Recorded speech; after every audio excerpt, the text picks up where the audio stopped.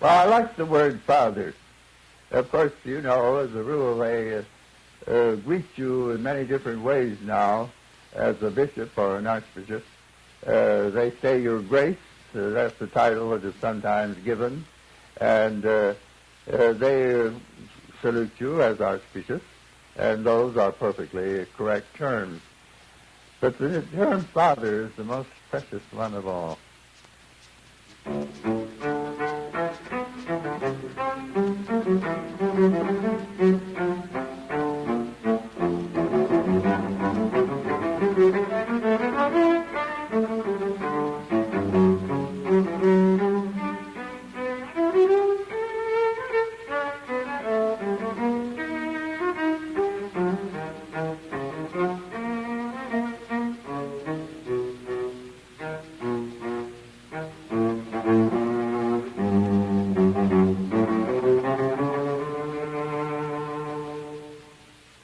You know, the first time that I met Archbishop Christie, it was 1911.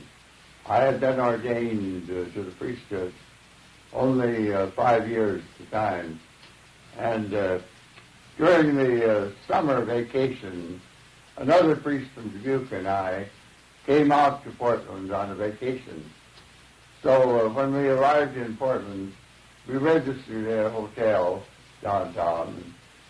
After dinner that evening, we went up to the old cathedral rectory, and Archbishop Christie lived at the cathedral rectory at the time. So we met Father O'Hara and had a nice visit with him and arranged about saying Mass. So as we were standing on the first floor of the cathedral rectory, just preparatory to leaving, Archbishop Christie came down the stairs. He said to Father O'Hara, "Whom have we here?" So Father O'Hara presented us to him. And if Father O'Hara had said in presenting me, "This is Father Howard from Dubuque, Iowa, and he will be your successor," that would have been correct. Of course he didn't say it. Nobody dreamed of such a thing at the time. Well, it was entirely new to me. I didn't know anybody out here. I didn't know any of the people. I didn't know anything about the conditions here. I didn't know anything about their customs. And, you know, naturally, quite a ways from here to Davenport, Iowa. My mother came with me, and she was here. She lived 6 years after we came to Portland, and died here. But she liked it out here, and her health was very good. And it was a great comfort for me to have her. But, you know, I didn't realize what a treasure I was getting in coming out here to this beautiful country. And then all the priests that I was to be associated with later, wonderful priests. They were the treasure awaiting me, you know. And finally, I got to know them and appreciate them and enjoy them.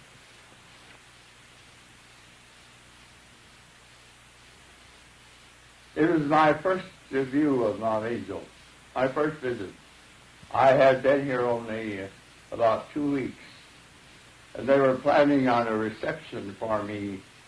So when I heard of the fire, I went out immediately. That was the next day after the fire, and the fire occurred at night, and I never saw such a complete ruin.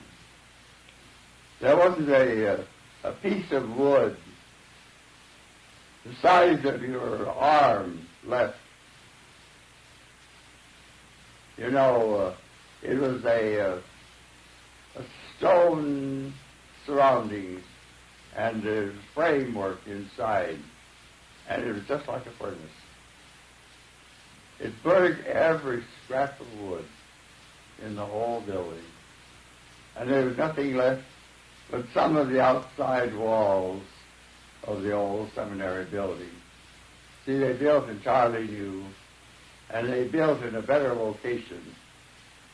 It gives them more room and a better viewpoint in every way. from where they all was. But at the time, that's an awful affliction. The second year I was here, the Depression came on, and those were hard years. But thank God we came through them, and I suppose it was good for us, ultimately, to have to go through those. But they were not easy, I'll tell you.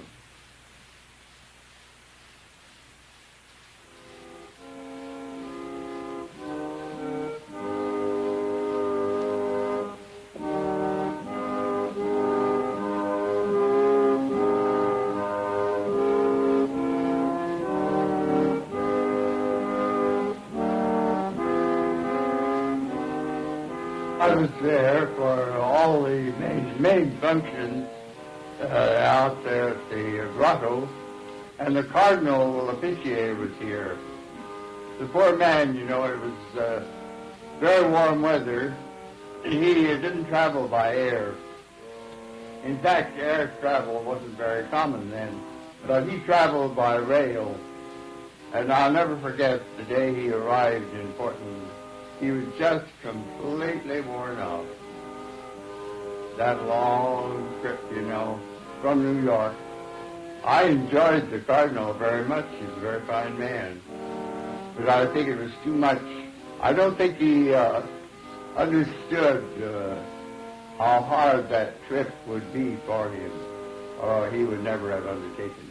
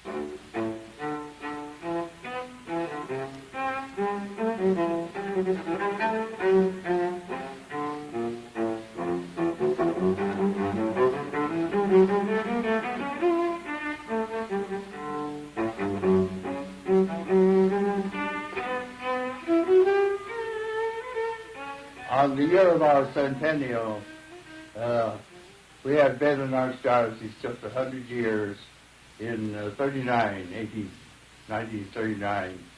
And we put out a 3-day celebration then, you know. That was a very great success, I think, for those years. We had a 3-day celebration, and one day was over in Vancouver, across the river.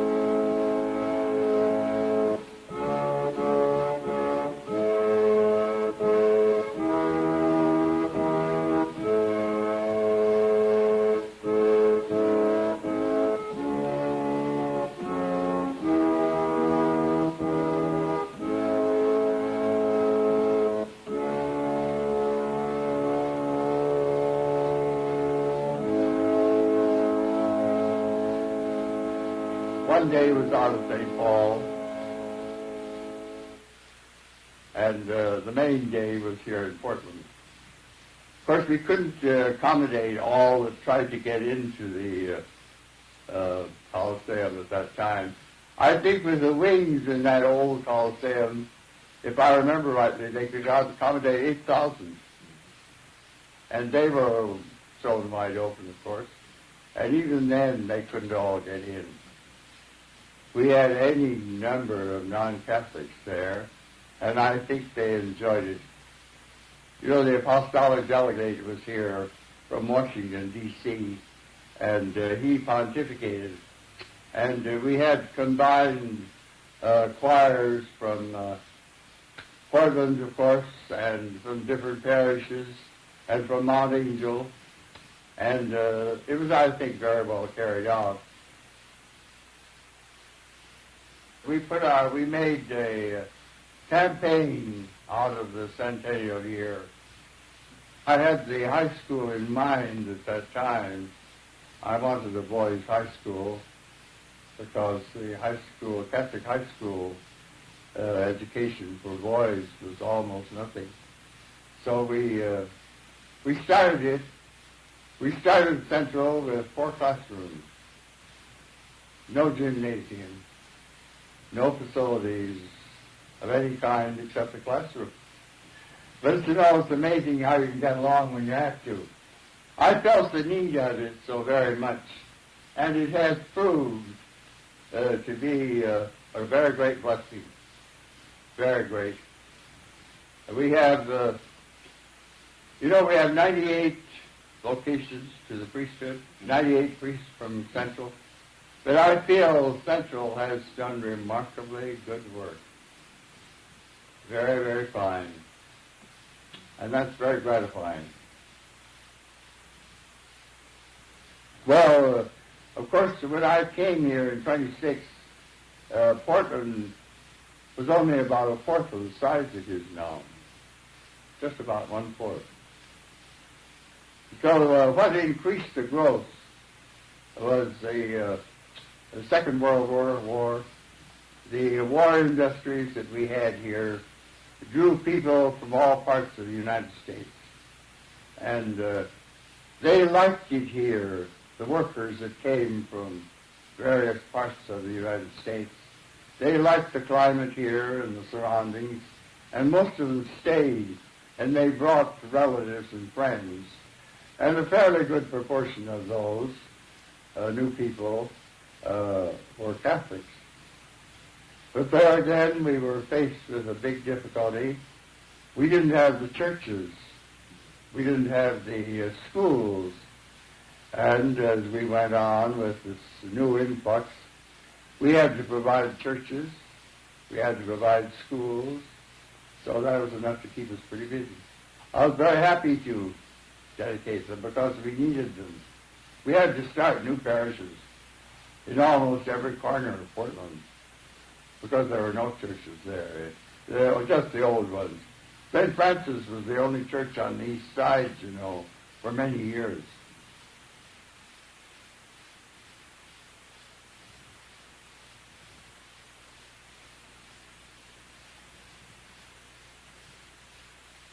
May the Lord increase your faith, beloved brother in Christ, unto true and eternal blessedness. These words are taken from the Roman Pontifical, and more than a quarter of a century ago, it was our privilege to speak these words to Father Edwin B. O'Hara in the Cathedral of Portland, Oregon. The occasion was the elevation of the then Father O'Hara to the episcopate, and we were but repeating the words which the Church has addressed for many centuries. Will you practice humility and patience and teach them to others? Will you, in God's name, be kind and merciful to the poor and homeless, and to all who are in need. It is only when the priest who stands before her has promised to do all these things that the church allows the consecrating prelate to proceed with the rites which will give the church another bishop. For in the words of Christ, the works of mercy are the one sure way to heaven. They who lead others must walk this road themselves.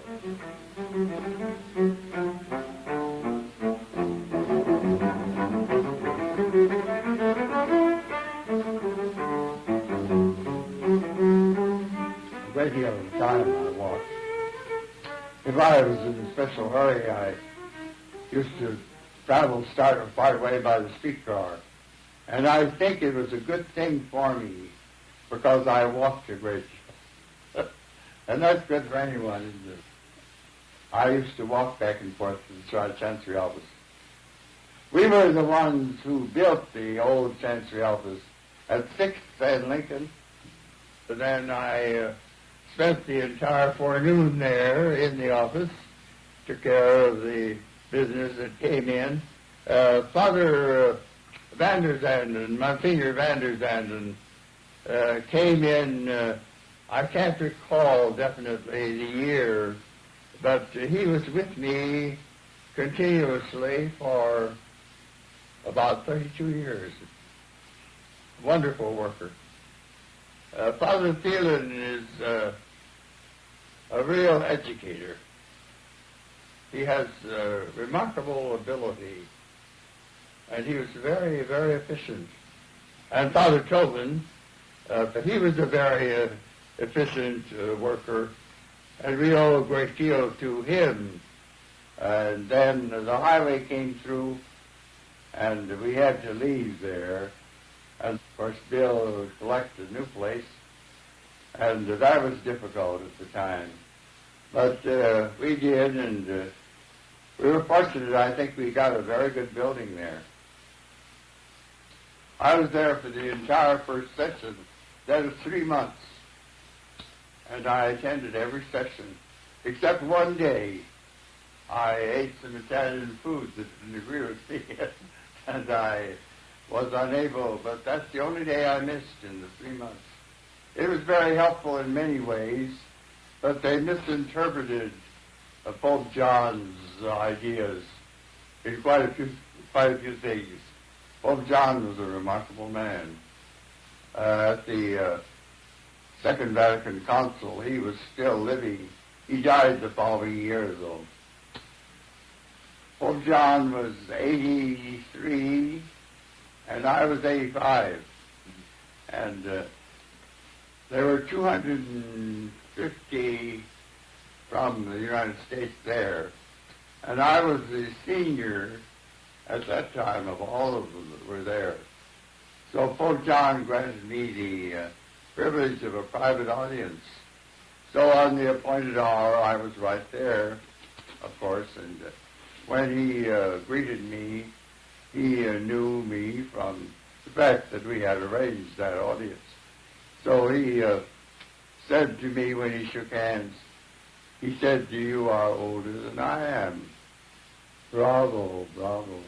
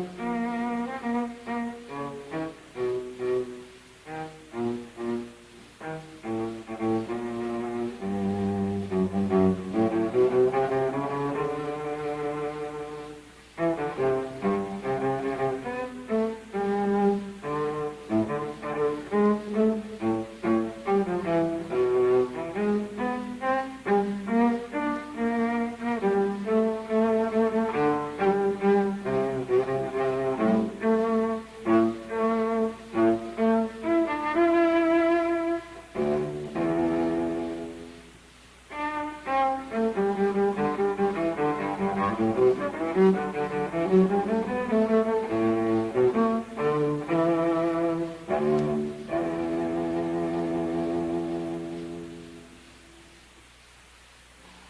after the ordination, of course, I had my first meeting with an archbishop in my life, and my fellow companion who was ordained with me, Father Herman Hofterman, and we discovered together the same infectious smile, laugh, hearty laugh and appreciation that he's shown throughout all these years.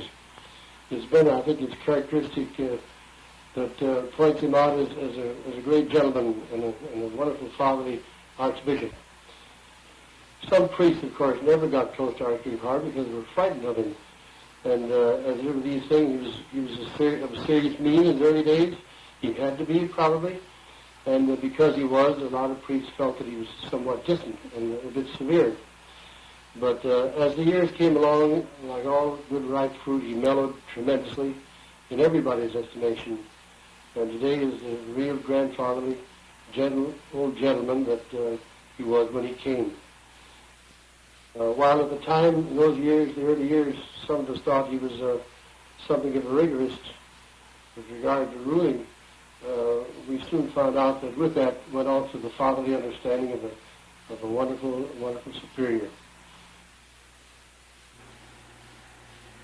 I remember the day that I was confirmed because it took a lot of preparation to get ready for the sacrament of confirmation. At that time I lived in Springfield and went to a public grade school, so I had to go into Eugene and study and get ready for the sacrament of confirmation. And then the last week, just before confirmation, I got to go to town for 3 days and be with all the other boys and girls and the students from St. Mary's at that time. And we studied all day and we rehearsed and practiced. And then the day of confirmation arrived, which was on a Sunday afternoon, and I was very frightened for fear that Archbishop Howard would probably ask me a question, and I thought that at that time that it would be a question and answer session, but it wasn't like that at all. Whenever Archbishop Howard asked a candidate, why, the person would get up and Archbishop Howard would ask a question, but it really wasn't. He kept talking and helping the student to overcome their fright, like I was frightened, and it was sort of like a sermon, and it left a very good, impression on me at that time. The day of the ordination was a beautiful day, and I can remember the family and friends being there, and it really was an honor. The bishop made it seem like an honor for him to ordain us, but we felt very much the other way, and that it was really our honor and privilege to offer our first Mass with him, and there with the other priests, our friends and family at the cathedral. That fall, I was appointed to St. Thomas More Parish, and I remember at one of the clergy gatherings, it happened to be the funeral of one of the priests. Archbishop Howard at that time had retired, was over in Beaverton, and I thought maybe his new schedule would mean new friendships for him and take him away from a lot of the priests, especially some of us younger ones that we feel we were just getting to know him. And I saw him there that day, and he said, "How come you haven't been over to see me?" And I thought maybe that was just a passing statement. But I really felt down deep in his heart that he really meant that. I said, "Okay, I'll come over. How about bringing some of my students over?" And he said, "Sure, bring them over." So I brought the 7th and 8th grade students to see him. And he gave us all a royal tour of his home, his new home there in Beaverton. First starting showing us the pictures of his parents, taking us throughout the house, and then coming back to the front room and talking with the children, asking them questions about their life, their interests, and then when he left, giving the children his blessing, welcoming them to come back again, and explaining to us the coat of arms by his doorway. Last year when I was appointed pastor of Coquille, I was there for several weeks, and one evening about 10 p.m., he phoned and congratulated me and on my new assignment. "You'll like Coquille," he said, and he started going on mentioning a number of the prominent families in the community. I thought, Here is a man who has such a full schedule, a wide circle of friendship, and yet has the time and the interest, to give me a call. And that evening, it really meant a lot to me. He really is a patriarch among his priests, a true priest among his people. And so we thank him for all that he has done for us, many things that we will never truly know. But for his friendship, his sense of humor, his dedication, his love, his priesthood, his prayerfulness, these and many things more, we say thank you, Lord, for Archbishop Howard, for giving him to us, for in return he gives us so much more. I'm delighted. That's one of the great joys of my life, is to look back over the years that have passed, and they have been many. The fact that if I had to live my life over again, I would do exactly what I did. I was reading some time ago a little bit of verse. Age is the quality of the mind. And if you leave your dreams behind, if love is cold, if you no longer look ahead, if your ambition's fires are dead, then you're old. But if in life you seek the best, and if in life you find its zest, if love you hold, no matter how the years roll by, no matter how the birthdays fly, you are not old. There's no such a thing as old age anymore, that's out of date.